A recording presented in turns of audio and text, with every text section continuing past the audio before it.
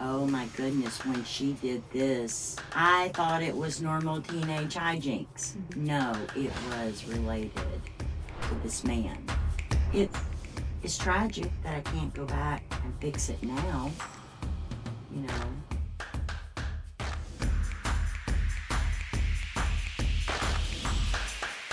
Hi, and welcome to the Ordinary Brave podcast. We thank you for joining us today. And today we have a story, a guest. It's going to be a heavy topic, but one that I think is so important. I'm so grateful that Candi Sparks is here just to tell their family story. I think she has a heart, obviously, to get the information out there, but her heart is to really help families be aware and to look out for their children and the things that are coming into their homes. And so I just really appreciate Candi Sparks being here and sharing their story. So we're just going to get started. Well, thank you for having me, Kelly. Yes, we're so glad that you're here. So tell me a little bit about your family, what brought you to Cookeville, and then of course we'll talk about your daughter Grace Ann. I moved from Birmingham with my children, my two daughters, when Grace Ann was about 18 months. We moved here to be closer to family, get out of the inner city area of Birmingham, leave a lot of crime and, just small town, start fresh. Mm-hmm. And we loved it for a while, and it was a really great place to live and grow up. My daughters participated in dance and soccer and the softball games. We did everything. We were a church going family, and we loved to go to the river over at, I don't know if you've been to Collins River at Rock Island State Park. No, no. Oh, we love it. It's got a gorge, 60-degree water. You jump in, I you have some freeze to friends death. that have been there and talked about how beautiful it is. I need to take my whole family and go check it out. You should.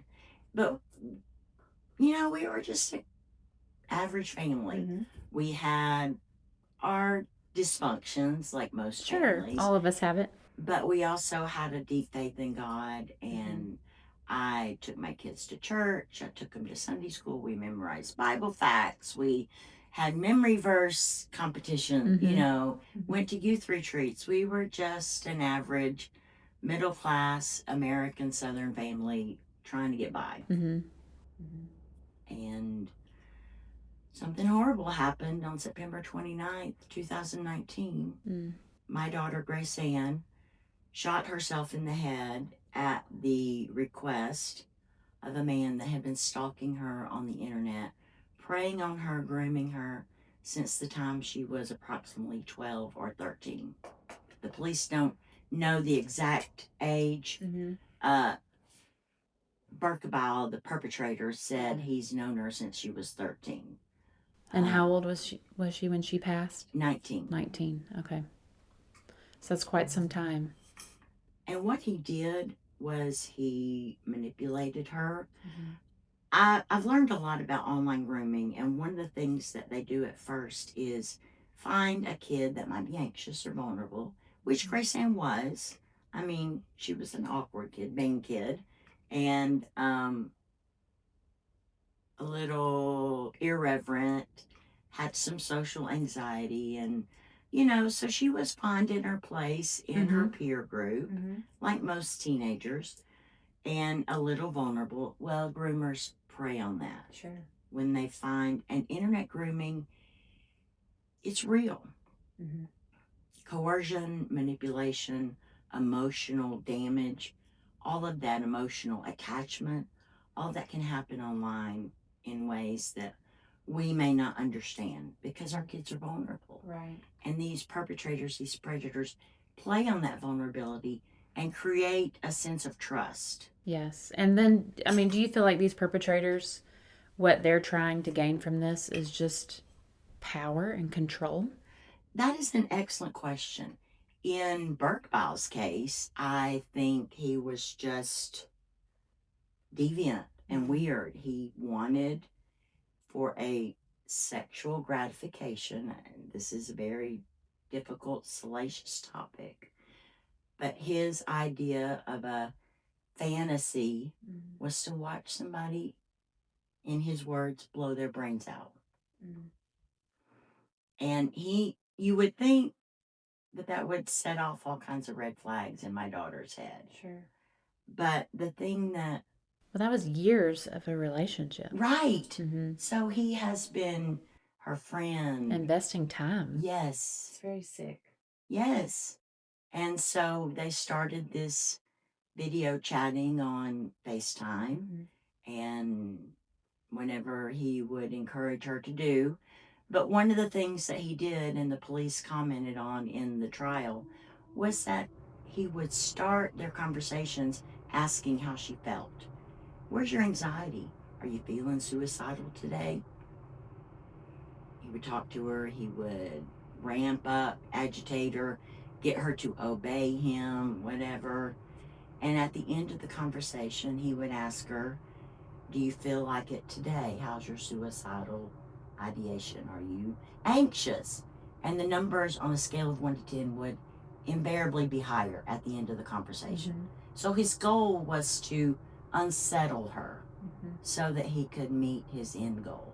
Mm-hmm. And on September 29th, 2019, he managed to convince her to trust him.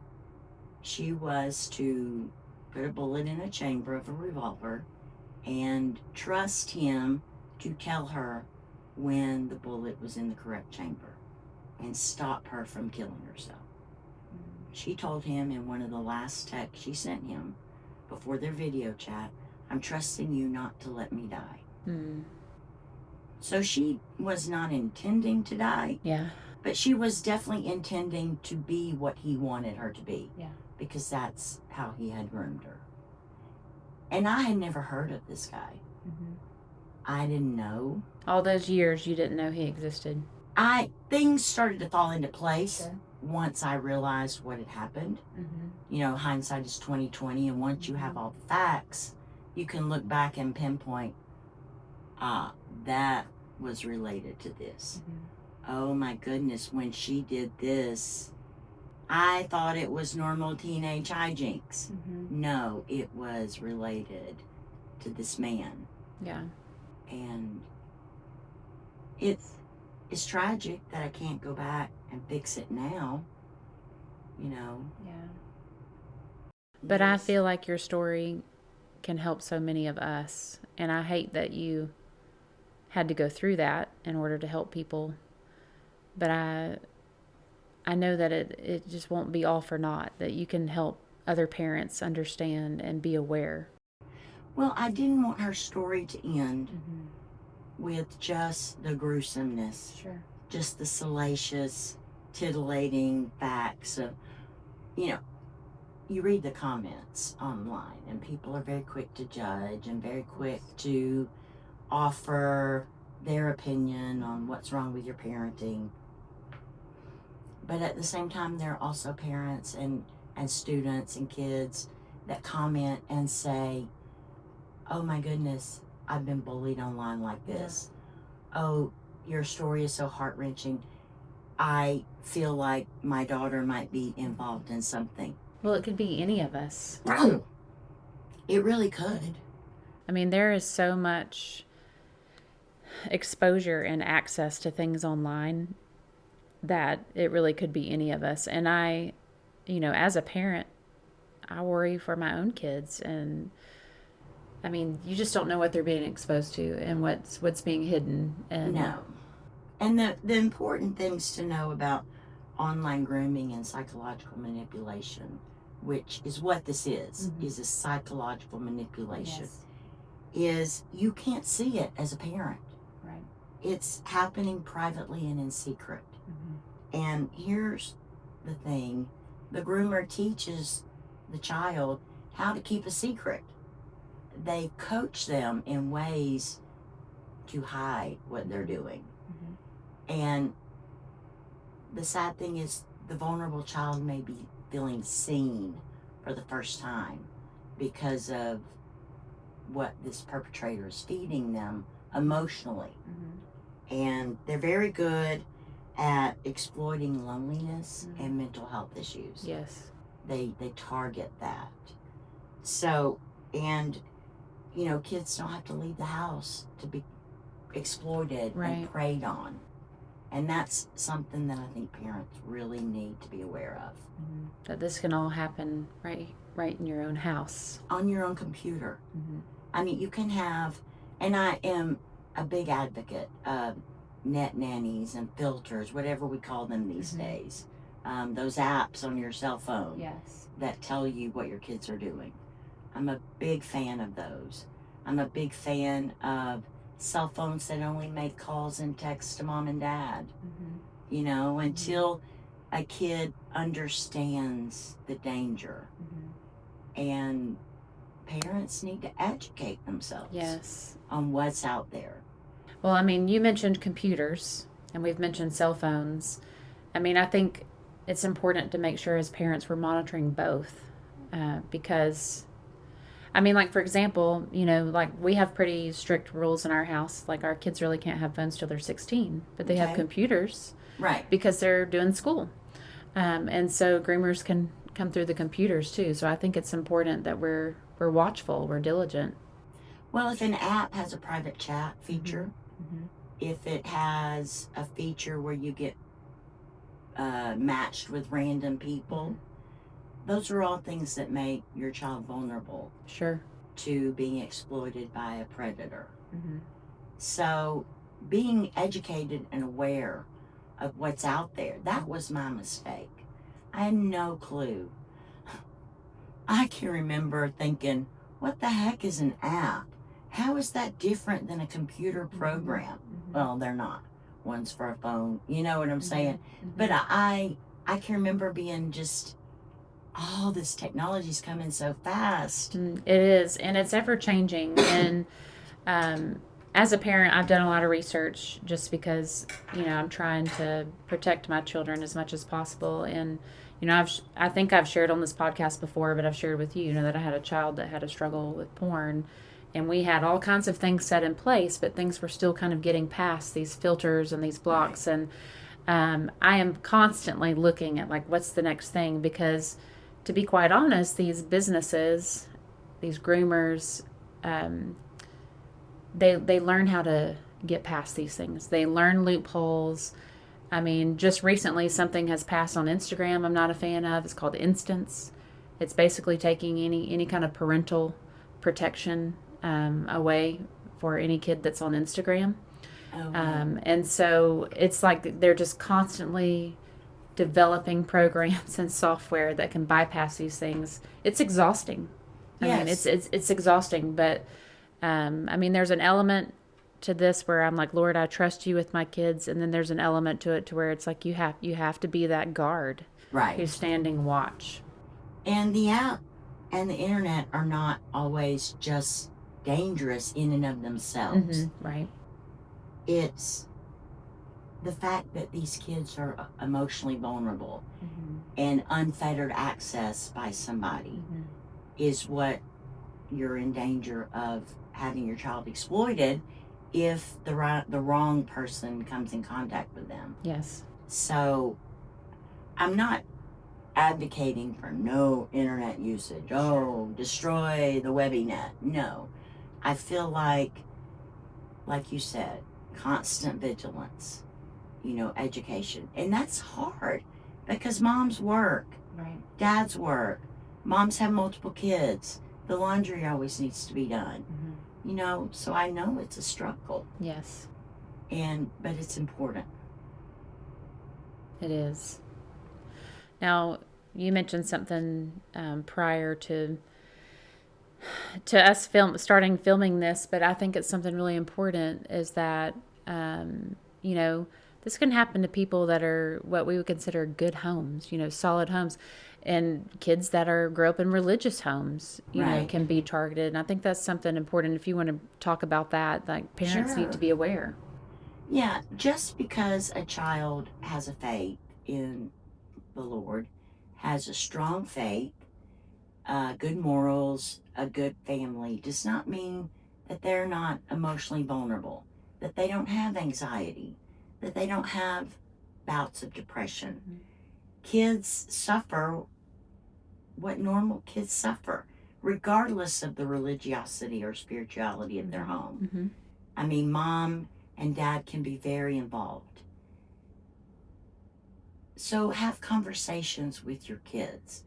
Conversations about, hey,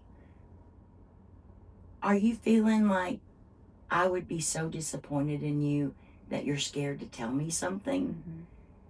You'd be surprised at what a kid will keep from you to keep from disappointing the people that mean most to them. Yes. Kids are afraid that they'll let their parents down, especially quote unquote good kids. You know, they struggle with being what they want to be, being what's expected of them. And bad kids struggle. You know, they struggle with acceptance. And so I feel like a conversation with parents where you ask open-ended questions. Not, did you behave? Sure. But tell me about what happened. Tell me how you're feeling. And I think the biggest one is, please don't be afraid to come to me with anything. Yes, there may be consequences. But the consequences are not going to be any more dire than the danger. You know, the consequences are going to be enacted with love. Sure. And we can work through whatever caused this situation. And I think you also need to tell your kids, there is nothing so horrible that it cannot be worked through. Right. With a little help from mom, dad, your support system, your grandmother, your aunt, your teacher. Yes. Any adult can help you, any safe adult. And I think we need to normalize kids asking for help when their emotions are too big for them. I think that's an excellent point. And sometimes in the religious community, those of us that base our life on God's commandments and want to show that to the world, we feel like, oh, we have to be perfect. Yeah. And it's somehow a failure if your kids need mental health help, or if your kids are not functioning at the ability you think they should be. And kids pick up on that. Yeah.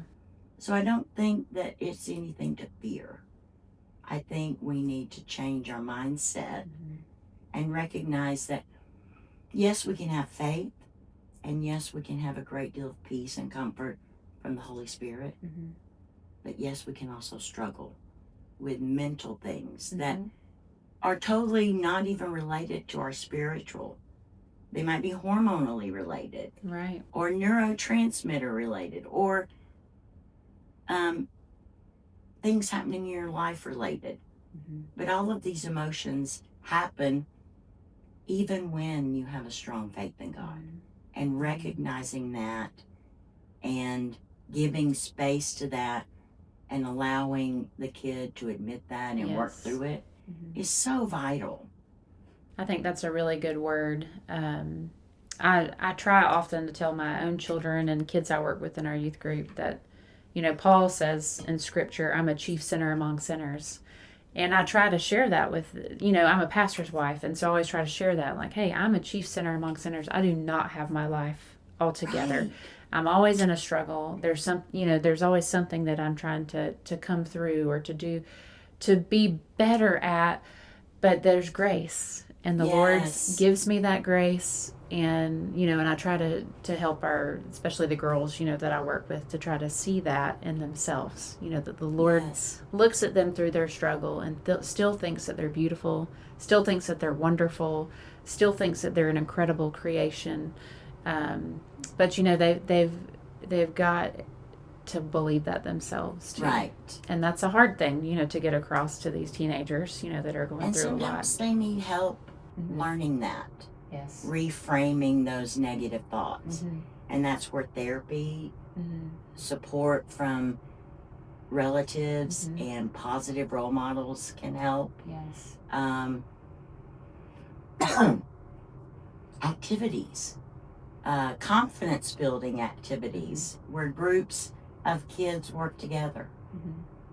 But I read a quote one time, I don't remember where I found it, But one of the biggest indicators of child happiness is a family unit in the beginning where you teach the child that they can trust their family before they get out into their peers and on the internet and finding these predators and things. So even if you're a single mom or you're a single dad or your grandmother raising your kid or you're a nuclear family, teaching our kids at a young age that mom, dad, grandma, whoever, the adult in their life is trustworthy and there to listen and help is so important. Yes. Despite what you believe, as I don't want to come across as saying religion is not the be all and end all, because it's so wonderful. But at the same time, I want people to recognize that just because we follow God's path does not mean we are immune Exactly. to this tragedy. No, you're very correct in saying all that. And I think we have to be very aware as followers of Christ, as religious people, that we don't just think we're protected. Right. And we do have the protection of prayer. Of course. And I spent hours, just like you, praying over my children, holding my hands to their forehead, praying that God would just pour protection into them through me. And but tragedy happens anyway. Does that mean I failed as a mom?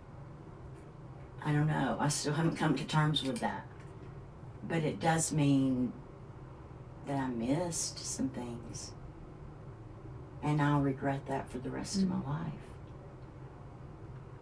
But if I can keep one parent from feeling, from enduring what I have, then Gracie's story ends on a positive.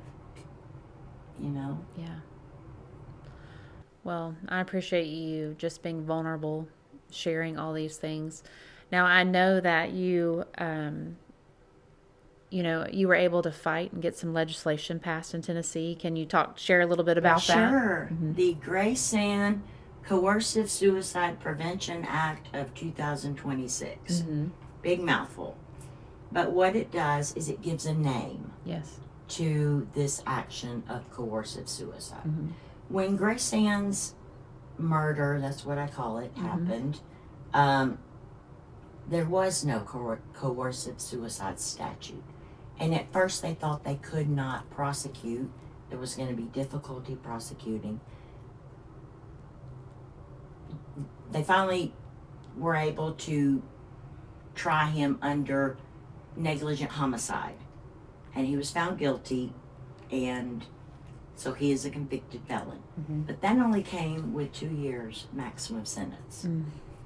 This bill will make coercive suicide a Class D felony, which has up to 12 years in prison. Which is a big deal to me, because justice would mean he weren't here. Right. Justice would mean Grace Ann were here. But I'm not going to lie and say I wish he'd suffered a little bit longer than, and he got out at 30% time, because in Tennessee you only serve 30% of a first sentence. So is he on any kind of registry? We don't know. I try to stay out of, once they let me know he got released from prison, I had to let that go, because keeping up with what he's doing. Well, it could eat your life up. Exactly. And it would only make me angrier. Sure. And burn for retribution, which is not my place. So instead I'm taking those negative drives and turning them into something positive. And with this having a name, with this action having a name, basically if you use your words or your internet or your phone, any digital communication, to encourage someone to hurt themselves or kill themselves, especially if you know they're already vulnerable, you were guilty of coercive suicide. Well, 12 years is definitely better than 2. Amen. Yeah. And praise God that we had legislators that listened and got Ryan behind it. Williams was wonderful. Mm-hmm. He took time to hear my story, and he immediately got to work. Mm-hmm. I had to wait for several years. It took 2 years to get to trial because of the COVID problem. And then we had to wait through 2 years worth of appeals. Finally, he made it to the Tennessee Supreme Court. They agreed to hear it at first and then denied his hearing the day of.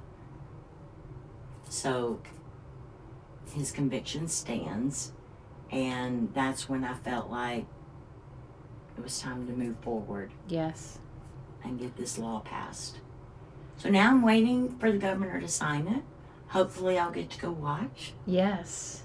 That would be amazing to get to go. And Yeah. so it's such an important bill. And I can imagine that the governor would feel that way too. So we're anxious to. You'll have to shoot me a text when that happens, because I would love to know. I will. Yeah. So it's just passed recently. Yes. Back in April. The 22nd or the 20th, something like that. Yeah. So hopefully it'll be done soon. Right. Soon. Yeah. I hope so. I hope so. I emailed Ryan's assistant. She said they're working on it. Okay. Well, I heard Ryan speak recently. Yes. I heard Ryan speak recently, and he talked about the bill being passed. And so I'm sure he is, because I know he's passionate about it, as he mentioned it. And, something he was sharing about and how he was excited that went through. So I'm sure he is knocking at the door saying, let's get this signed. Right. He has such a tender, compassionate heart, too. He does. He really does. Him listening, and he was just talking about our state. He was almost teary. He's just got a compassionate heart for his people, and I just think it's sweet. Well, I'm going to take that word, compassionate, and tell you a little story about Grace Ann. Yeah, I'd love to hear it. She was very compassionate, empathetic, and loved animals. On 3 occasions, she came home from school with cats. And Grace Ann had curly blonde hair that was always a riot, and big blue eyes. And she would look at me and go, "Mom, it doesn't have a home." Oh. And of course, the cat would end up at my house. And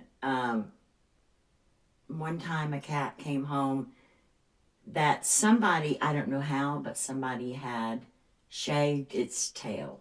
I don't know how you could hold a cat and still long enough to do that. But So Grace Ann was so upset. Mommy, why would somebody shave this poor kitty's Sounds tail? like torture. Yes. So she got her gauze out the gauze out from my like a medicine cabinet or something, yeah.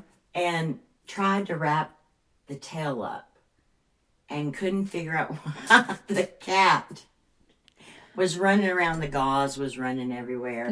But she was very do-it-yourself kind of. I caught her one time climbing the bookshelf to get to the cookies on the top. She was just a mischievous little kid. Yeah. And one time we lost her childhood cat. Lost for 3 months. Couldn't find her. Finally, we took a chance and went to the shelter. And somebody had turned that cat in. Oh. That cat had been so mean to the shelter, they were having to feed it with the gloves to keep them from getting bit. Grace Ann walked in, her cat started meowing. They said, "No, you can't hold that cat, it's vicious." Grace Ann walked in, opened the cage, got her cat out, and they were like, "Well, I'll be." Well, she had a way, yeah. She had a way with cats. And so now I foster cats in her memory. Yes. Well, I noticed your cats on your earrings. Oh, yes, they're my little watchers. I think that's sweet. And I'm so glad you shared a story about her. And She just sounds beautiful. She sounds loving. She was. One time we were walking through a park in Knoxville. It was raining. She was sharing our umbrella. Mm-hmm. There was a homeless guy laying on a bench with newspaper over him. Mm-hmm. She walked over, gave him our umbrella, and said, "You need this more than I do." Yeah. And I said, "Gracie, now we're going to do it. Mom, we can go home and take a shower and put dry clothes on. He can't." Yeah. She's got a big heart. Yes. Had a very big heart. Mm-hmm. And what is your other daughter doing? Is she here? Hannah Kay is living in Murfreesboro. Mm-hmm. She has a blended family, Mm-hmm. a husband of 7 years now, Mm-hmm. and they have 5 kids together. My 2 granddaughters are obviously my gems, Mm-hmm. and then my 3 step-grandsons are my buds. Yeah. And it's just a wonderful family. Yeah. He has his own tree service, Mm-hmm. and she's a stay-at-home mom, and they are just living life. Mm-hmm. That's great. And they're not too far away. No, I just visited this weekend. Yeah, that's great. And I love the double names. Oh, thank you. I have some double name daughters as well. And before the podcast, we were talking about, do you call her Grace Ann? Did you call her anything different? And so one of my daughters is Katie Pierce.